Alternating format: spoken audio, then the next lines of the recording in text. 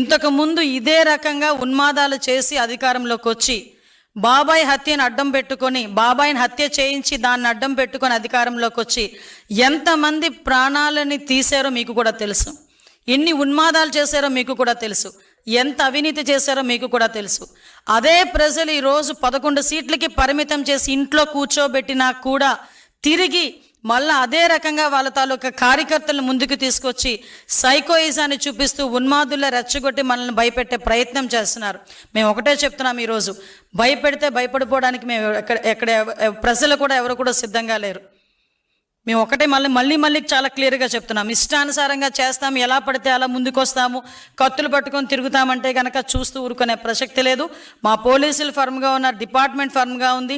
గౌరవ ముఖ్యమంత్రి గారు చాలా క్లియర్ ఆదేశాలు ఇచ్చారు, రౌడీయిజాన్ని ఎట్టి పరిస్థితుల్లోని అణిచివేయాలని. ఇలాగే రౌడీయిజం చేస్తే రాష్ట్ర బహిష్కరణ చేయడానికి కూడా మేము సిద్ధపడతాం. అంతే తప్పించి మీరు ఏం చేసినా చూస్తూ ఊరుకోనే ప్రసక్తి లేదు. ఊరుకోమని కూడా మీ అందరికీ కూడా హెచ్చరిస్తూ, ఇలాంటి ప్రయత్నాలు చేస్తున్న వాళ్ళందరినీ కూడా మానుకోమని వాళ్ళకి కూడా సూచనిస్తూ, దయచేసి తల్లిదండ్రులకి ప్రజలకి చివరిగా ఒక విన్నపం, ఇటువంటి రాజకీయ నాయకుల్ని, ఇటువంటి రాజకీయ పార్టీలని ఎంతవరకు మన మధ్యలో తిరగనిస్తూ మన పిల్లల భవిష్యత్తును నాశనం చేసుకుంటామో ఒక్కసారి ప్రజలు కూడా ఆలోచన చేసుకోవాలి.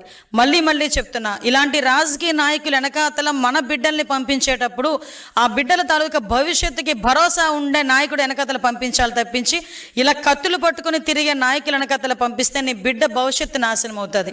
ఈరోజు మేము స్కిల్ డెవలప్మెంట్ సెంటర్ లాంటివి పెట్టి ఈరోజు పిల్లలకి ఉద్యోగ అవకాశాలు ఇవ్వాలని, మీ యువతకు ఉద్యోగ అవకాశాలు ఇవ్వాలని మేము చూస్తూ ఉంటే, ఈరోజు ఆ వైఎస్ఆర్సీపీ పార్టీ నాయకుడు కత్తులు ఇచ్చి రోడ్డు మీదకి వచ్చి ఉన్మాదం సృష్టించమని చూస్తూ ఉంటే ఒక్కసారి తేడా కూడా ప్రజలు, తల్లిదండ్రులు కూడా గ్రహించాలని మీ అందరికీ కూడా తెలియజేసుకుంటూ సెలవు తీసుకుంటున్నాను.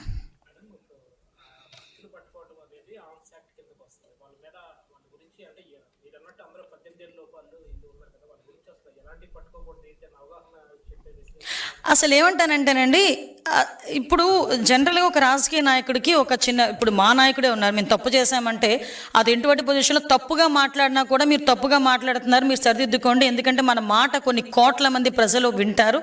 సో దానికి మాకు మాట మాట్లాడేటప్పుడు దానికి ఒక అర్థం ఉండాలి, అవతల వాళ్ళు యాక్సెప్ట్ చేయాలి అని చెప్పి మా నాయకుడు మాకు చెప్తారు.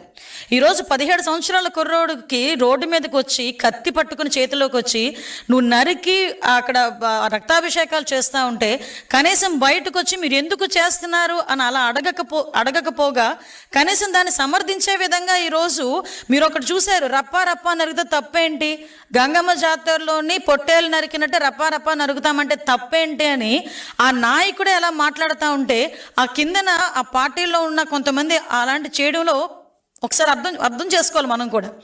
ఈరోజు పిల్లల భవిష్యత్తు అండి, చిన్న పిల్లల భవిష్యత్తు నిజంగా చాలా బాధ అనిపిస్తుంది. ఇంటర్మీడియట్ చదువుకొని డిగ్రీలు చదువుకున్న వాళ్ళు ఈరోజు జైలు పాలయ్యారండి. వాళ్ళ తల్లిదండ్రులకు ఎవరు సమాధానం చెప్తారు? వాళ్ళ తల్లిదండ్రులకు తెలుసా ఇలా రోడ్ల మీద కత్తులు పట్టుకుని వెళ్తున్నట్టు?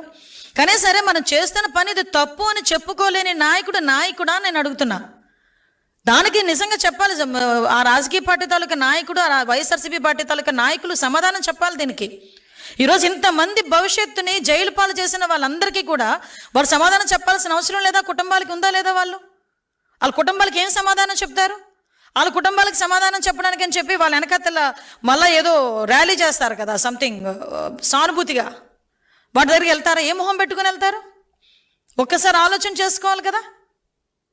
బిడ్డల భవిష్యత్తు, ఒక తల్లిదండ్రులు 17-18 సంవత్సరాల పిల్లడికి వచ్చినాయి అంటే ఇంకో 3 సంవత్సరాలు నాకు అందొస్తాడు, నేను పడ్డ కష్టం అంతా నా కొడుకు తీరుస్తాడు, నా కొడుకు నన్ను చూసుకుంటాడని ఆనందంగా ఉన్న తల్లిదండ్రులకి ఇలాంటి జెండాలు చేతిలో పెట్టి కత్తులు చేతిలోకి ఇచ్చి జైలు పాలు చేస్తూ ఉంటే ఆ కుటుంబానికి ఏం సమాధానం చెప్తారు నేను అడుగుతున్నాను ఈరోజు.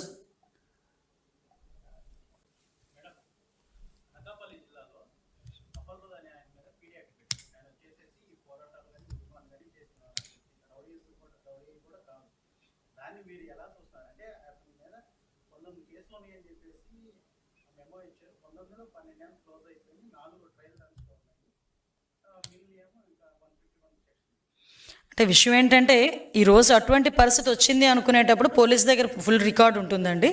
పోలీసులు అంటే దానికి కూడా ఒక పీడీ యాక్ట్ పెట్టేదానికి కూడా ఒక ప్రొసీజర్ ఉంటుంది. ఆ ప్రొసీజర్ ప్రకారం తీసుకెళ్ళకపోతే కోర్టులు కూడా ఒప్పుకోవు కదా. యాజ్ పర్ ప్రొసీజరే పోలీసులు చేస్తున్నారు.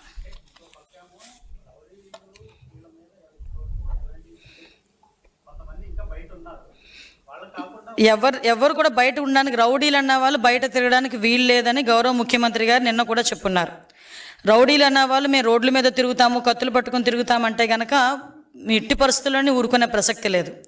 వాళ్ళని కూడా ఎలా ఫిక్స్ చేయాలో, ఆఖరికి రాష్ట్ర బహిష్కరణ చేయడానికి కూడా పాస్ట్ ఎక్స్పీరియన్సెస్ కూడా ఉన్నాయి. మీకు గౌరవ ముఖ్యమంత్రి గారు అప్పట్లోనే ఫ్యాక్షన్ని అంత కంట్రోల్ చేయగలిగారంటే ఎంత ఫర్మ్గా లేకపోతే చేయగలిగారండి. ఆ టైంలో కొన్ని సందర్భాల్లో సొంత పార్టీ నాయకుల మీద కూడా కేసులు పెట్టిన సందర్భాలు కూడా ఉన్నాయి. అంటే ఇక్కడ లా అండ్ ఆర్డర్ని సెటరేట్ చేయడానికి ఇలాంటి ఉన్మాదులు బయటకు వచ్చి భయభ్రాంతులకు గురి చేస్తే రాష్ట్ర అభివృద్ధికి ఏదైనా, సంక్షేమానికి ఏదైనా ఇబ్బంది కలుగుతుంది, ప్రజలకు ఇబ్బంది కలుగుతుంది అనుకునే సందర్భాల్లో ఎటువంటి యాక్షన్ తీసుకోవడానికి కూడా మేము వెనుకాడం. అది ఏ పార్టీ వాళ్ళైనా అనవసరం.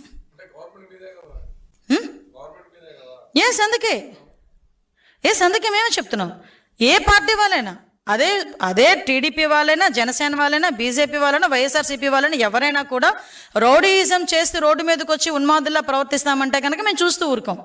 కంపల్సరీగా వాళ్ళని ఏ రకంగా వాళ్ళని జైల్లో పెట్టాలి, వాళ్ళని ఏ రకంగా అరికట్టాలనేది గవర్నమెంట్ నిర్ణయం తీసుకుంటుంది. లా అండ్ ఆర్డర్ విషయంలో ఎట్టి పరిస్థితుల్లోనే బ్యాక్ స్టెప్ వేసే ప్రసక్తే లేదు.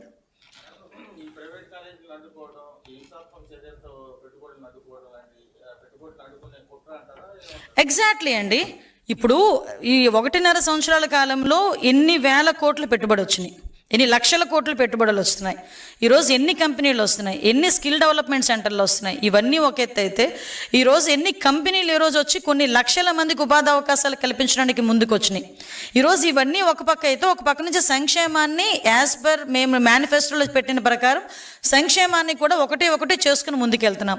అంటే ప్రజల్లో కూడా ఒక భద్రతాభావం వచ్చింది. ఈ గవర్నమెంట్లో మాకు మంచి జరుగుతుంది అనే నమ్మకం వచ్చింది. ఈ నమ్మకం కనుక ఇలాగే కొనసాగితే డెఫినెట్గా వాళ్ళ ఉనికికే ప్రమాదం అన్న సంగతి తెలుసుకొని ఇలాంటి పుట్టినరోజు వేడుకలు లేకపోతే ఏదో ర్యాలీల పేరిట రోడ్ల మీదకి వచ్చి రపారపామని చెప్పి ఒక స్లోగన్ ఇచ్చి వీళ్ళండమే కాకుండా నాయకులు కూడా స్టేజ్ల మీద రపారపామని స్లోగన్లు ఇస్తున్నారంటే ఏ మెసేజ్ వెళ్తుందండి? ఒక్కసారి మనం ఆలోచించుకోవాల్సిన అవసరం ఉంది కదా. మనం ప్రజాస్వామ్యంలో ఉన్నామండి. ప్రజలు ఈరోజు మాకు మ్యాండేట్ ఇచ్చారు, మమ్మల్ని ఒక అధికారంలో కూర్చోబెట్టారు. మేము కూడా ప్రజలకు ఇబ్బంది లేకుండా చేసుకోవాల్సిన బాధ్యత మా మీద ఉంది. మేము ఏదైతే మేనిఫెస్టో ప్రకారం చెప్పామో దాన్ని నిలబెట్టుకోవాల్సిన అవసరం ఉంది. ఇవన్నీ మేము చేస్తూ ఉంటే, ఇందాకే మీకు ఒకటి చెప్పాను, ఎక్కడో ఒక మారుమూల ఒక ప్లేస్లో జరిగిందంటే అయ్యో వాడికి తెలియక ఏదో చేశాడా, లేక జనరల్గా చేశాడా అనుకోవచ్చు. మీకు చూస్తే దగ్గర 10, 11, 12 కాన్స్టిట్యున్సీల్లో ఒకే రోజు ఒకే పందాలు ఒకేలా జరిగినాయి అంటే ఒకసారి ఆలోచన చేయండి. వెనకాతల ప్రీ ప్లాన్డ్గా జరిగిందన్నది క్లియర్గా అర్థమవుతుంది కదా. అది ఈరోజు మేము ఎగ్జిబిట్ చేయాలి, ప్రజలు కూడా తెలుసుకోవాలి. ఒక్కొక్కరు ఒక సంబరాల్ని కూడా జంతు బలులు చేసి ఆ మూగజీవాల్ని వీడియో తీస్తూ ఆ ఉన్మాదం ఏంటండి, ఆ సైకోయిజం ఏంటండి?